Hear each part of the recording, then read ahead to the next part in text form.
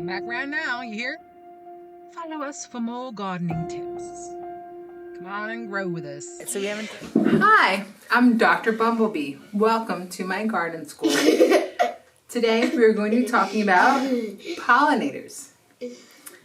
So, class, what do bees, hummingbirds, and fruit bats all have in common?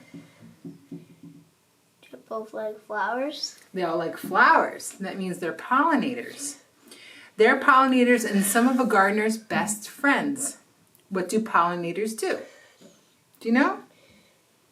I know. Okay, what do they do? Do you know what they do? They're pollinate flowers. What does pollinate mean?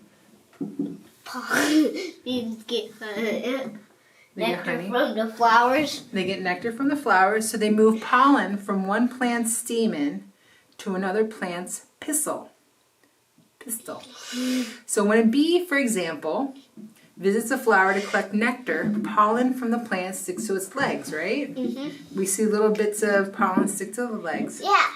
Then when that bee moves to the next flower of the same type of plant, very important, it deposits some of that pollen on the female part and pollinates the flower so that it can produce fruit.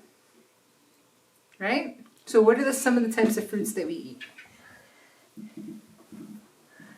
I know. Oh yeah, what you got?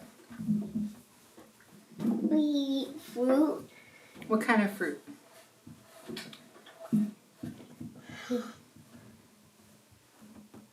We mostly eat apples. Apples. Apples is a good one. We eat strawberries, blueberries, cherries, pears, watermelon, and then without pollinators, we wouldn't have any of those things. So they're very important.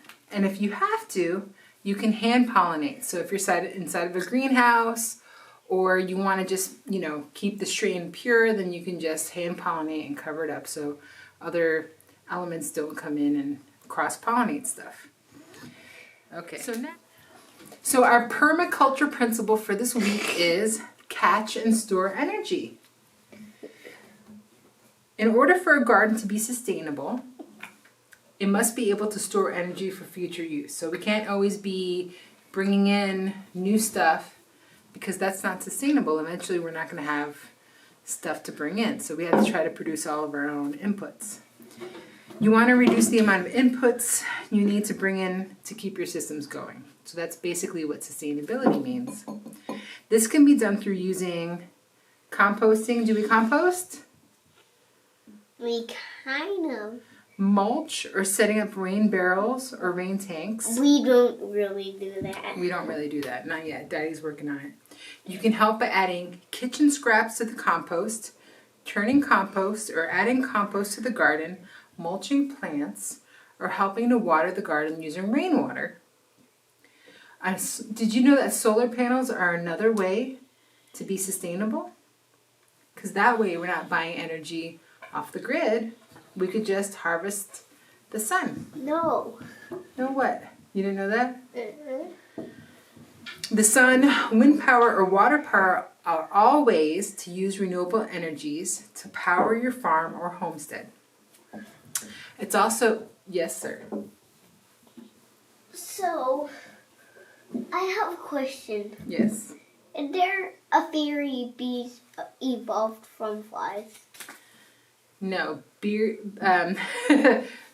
and flies are probably co-evolved, meaning they evolved at the same time to do specific things. Oh. But, bees have been around for over 65 million years. Mm-hmm. Yeah, which is pretty cool. All right, so let's move on to this week's activities. We have Jello pollination demonstration. We're going to make bug hotels, and then a greenhouse demonstration. I thought we were going to make them today. Yeah, a forest walk, and our garden journal. So just real quick, I want to show you guys this little pollination. Look. Okay, buddy, I'm going to show it to you. Okay.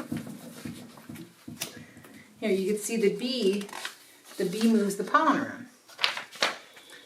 And thank you so much for joining us for this 7th session of our garden school. And I hope you guys are learning a lot about permaculture and gardening. It tastes yucky. It tastes yucky. Come back around now, you hear?